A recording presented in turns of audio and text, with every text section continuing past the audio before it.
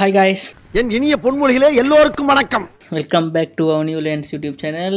தலைவனோட trailer வெளியாச்சு, அதாவது ராயன் படத்தோட ட்ரெய்லர். ஓகேவா? ஸோ ஏன்னா எனக்கு தனுஷ் சார் வந்து ஆக்டராக விட டேரக்டராக வந்து எனக்கு ரொம்ப பிடிக்கும். ஏன்னா பவர் பாண்டின்னு சொல்லி அந்த படம் இருக்குல்ல, ஸோ அந்த படம் வந்து என்னோட மோஸ்ட் ஃபேவரட் மூவி. ஓகேவா? அதில் என்ன தான் வந்து லைக் அந்த கமர்ஷியல் எலிமெண்ட்டெல்லாம் வந்து கொஞ்சம் எக்ஸ்ட்ராவாக இருக்குது. இத்தனை வயசு ஆள் வந்து அந்த கார் பார்க்கிங்கில் ஒரு ஃபைட் நடக்கும். ஸோ எப்படி அந்த மாதிரி அடிக்க முடியும்? ஸோ அதெல்லாம் வந்து ஒரு கமர்ஷியல் எலிமெண்ட் தான். ஓகேவா? ஸோ அந்த படம் வந்து எனக்கு ரொம்ப பிடிச்ச ஒரு படம். ஓகே, அதேமாரி நம்ம தானு இருக்கார்ல, தானு, அவர் வந்து ஒரு இன்டர்வியூவில் வந்து சொல்லிட்டு இருக்கும். இந்த படத்தோட இன்டர்வியூ தான், நானே வருவேன் அந்த படத்தோட ப்ரொமோஷன் இன்டர்வியூவில் வந்து சொல்லிட்டு இருந்தார். ஸோ 2 கதை சொன்னாங்க செல்வராகவன் வந்து. ராயன்னு ஒரு கதை, நானே வருவேன்னு ஒரு கதை. ஸோ ராயன்ற ஒரு கதை தான் எனக்கு ரொம்ப பிடிச்சிருந்துச்சு. அந்த கதை மட்டும் வெளியாகணுச்சுன்னா அந்த கதை வந்து எங்கேயும் தூக்கிட்டு போயிடும், தனுஷையும் செல்வராகவன் சாரையும் அப்படின்னு சொல்லி நம்ம தானு அவர் வந்து இன்டர்வியூவில் சொல்லியிருந்தார். ஸோ எனக்கு வந்து அந்த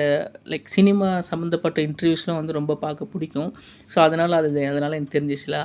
ஸோ இப்போ வந்து அந்த படத்தோட ட்ரெய்லரை பார்த்து என்ன இன்ட்ரெஸ்டிங்காக இருக்குது. அண்ட் தென் 26 வந்து இந்த படம் ரிலீஸ் ஆகுது. ஸோ நான் ரொம்ப வெயிட் பண்ணிக்கிட்டு இருக்கிறேன் இந்த படத்துக்கு. ஸோ முதல் ட்ரெய்லரை பார்த்து நம்ம இன்னும் நிறைய இதை பற்றி நம்ம பேசுவோம் பார்த்துட்டு. ஓகே,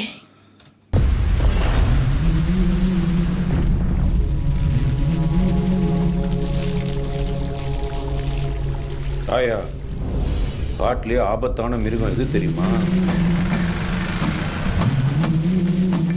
சிங்கம் தான்.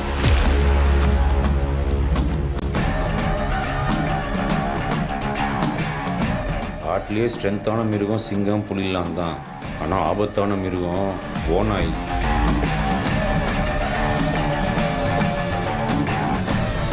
ஒத்தைக்கு ஒத்த நின்னா சிங்கம் ஓநாயை அடிச்சிடும். ஆனால் ஓநாய் பயங்கர தொந்தரவாதி. கூட்டமாக சுட்டு போட்டு ஸ்கெட்சு போட்டு சிங்கத்தை அழிச்சிரும். அவன் பெரிய ஆம்பளை, தைரியசாலி. அவன் இங்க வந்து போட சொல்லு. வருவான், பேய் மாதிரி வருவான், இறங்கி செய்வான்.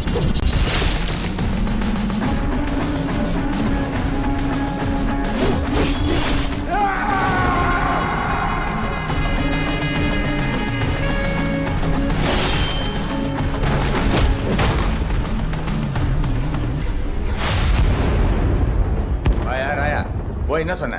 டப்புன்னு கேஸை வாபஸ் வாங்கிட்டான். கெஞ்சி கேட்டேன் சார். உசிரே நீதானே நீதானே நடலாவும் கூட நானே. 26 வெளியாகுது. ஸோ காய்ஸ், ட்ரெய்லர் பார்த்தீங்கன்னா லைக் ஃபுல் அண்ட் ஃபுல் வந்து ஒரு ரா கேங்ஸ்டர் ஃபிலிம்னு நினைக்கிறேன். அப்படி தான் இருக்குது ட்ரெய்லரை பார்க்கும்போது. ஓகேவா? இன்னொன்று என்னென்னு பார்த்தீங்கன்னா, செல்வராகவன் சார் வந்து நான் நினைக்கிறேன் கதையிலையுமே வந்து தனுஷ் சாரோட அண்ணனாக தான் வராருன்னு நினைக்கிறேன். தெரில, பார்ப்போம். ஒரு எக்ஸைட்டிங்காக இருக்குது. ஓகேவா? ஏன்னா வந்து நம்ம விஜய் சேதுபதியோட 50வது படம் வந்து ஹேட்ரிக் மகாராஜா, கிட்டத்தட்ட அந்த வைப் எனக்கு கொடுக்குது இந்த படம். ஓகேவா?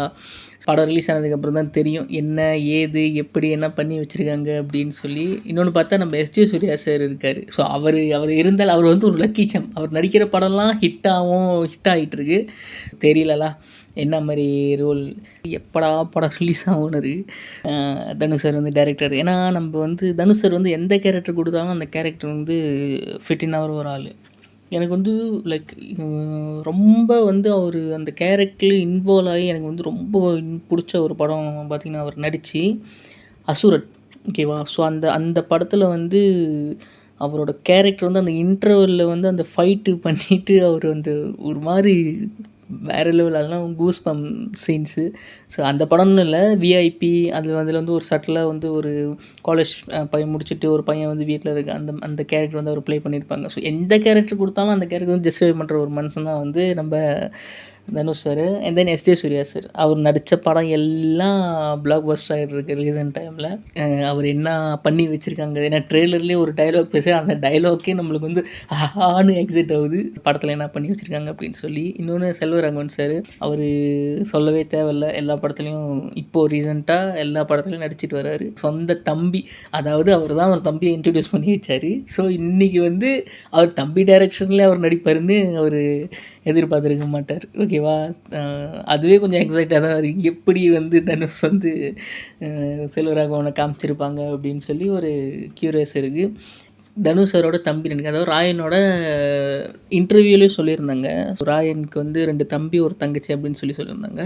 அப்படி பார்த்தா ஒன்று செல்வராகவன் சார் வந்து மூத்த அண்ணனாக இருக்க வாய்ப்பு இருக்குது. அப்படி இல்லைன்னா அவர் வந்து ஒரு ஸ்ட்ரேஞ்சர், அதாவது பக்கத்து வீட்டு அண்ணன், லைக் அந்த மாதிரி ஒரு அந்த ஏரியாவில் இருக்கிற ஒரு அண்ணன், அந்த மாதிரி இருக்கவும் வாய்ப்பு இருக்குது. தெரியல அவர் என்ன கேரக்டர்னு நம்மளுக்கு சரியாக தெரில செல்வராகவன் சார். பட் ட்ரெய்லராக பார்க்கும்போது வந்து ட்ரெய்லரோட கட்டிங்ஸ், எடிட்ஸ் எல்லாம் வந்து வேறு லெவலில் இருக்குது. இன்னொன்று குறிப்பிட்டு சொல்ல வேண்டிய ஒரு ஆள் யாருன்னு பார்த்தா ஏஆர் ரகுமான். லைக் ரீசன்ட் டைமில் ஒரு ஏஆர் ரகுமானை நம்ம மிஸ் பண்ணுறோம் ஒரு படத்தில். அது என்ன படம்னு உங்களுக்கே தெரியும். தெரியல, பார்ப்போம். படமாக பார்க்கும்போது தான் என்ன பண்ணி வச்சுருக்காங்க, என்ன செஞ்சு வச்சுருக்காங்க அப்படின்னு சொல்லி தெரியும். இது வந்து ஒரு ஹீரோக்கு ஒரு மாஸ் கொடுத்து ஒரு கூஸ்பம் வைக்கிற சீன் மாதிரி, அந்த மாதிரி ஒரு படமாக இருந்துச்சுன்னா தெரியல, கொஞ்சம் செல்ஃப் எடுக்க கஷ்டம் தான். பட் இந்த படத்தில் கதை ஓட்டத்தில் ஹீரோக்கு வந்து ஒரு மாஸ், இப்போ வந்து அவர் போலீஸ்கிட்ட பேசிகிட்டு இருந்தார், ஒரு ட்ரெய்லரில் ஒரு சீனில் வந்து போலீஸ்கிட்ட பேசிகிட்டு இருந்தார். அவர் சொல்கிறாரு, எப்படி அவனை ஒத்துக்க வச்ச அப்படின்னு கேட்கும்போது, காலை பிடிச்சி கெஞ்சினேன் அப்படின்னு சொல்லுவார்ல. ஸோ அந்த இடத்துல வந்து மேபி அவர் வந்து அந்த இடத்துல போய் என்ன சம்பவம் பண்ணிவிட்டு ஒத்துக்க வச்சாருன்னு நம்மளுக்கு தெரியல. அவர் போலீஸ்கிட்ட சொல்கிறாரு கெஞ்சினேன் அப்படின்னு சொல்லி, ஆனால் ஆக்சுவலாக என்ன சம்பவம் பண்ணாருன்னு தெரியல. ஓகேவா? அந்த இடத்துல ஒரு சம்பவம், ஒரு ஒரு பெரிய சம்பவம் பண்ணிவிட்டு வந்து போலீஸ்கிட்ட வந்து கெஞ்சிட்டு இருக்கிற மாதிரி இருந்தால் அந்த அந்த இடத்துல தான் மாஸ். அதுதான் அந்த இடத்துல ஒரு மாஸ் சீன் வச்சா அது வந்து வேறு லெவலில் இருக்கும். பட் அது ஸ்டண்ட்டு வந்து யாருன்னு போடலைங்க.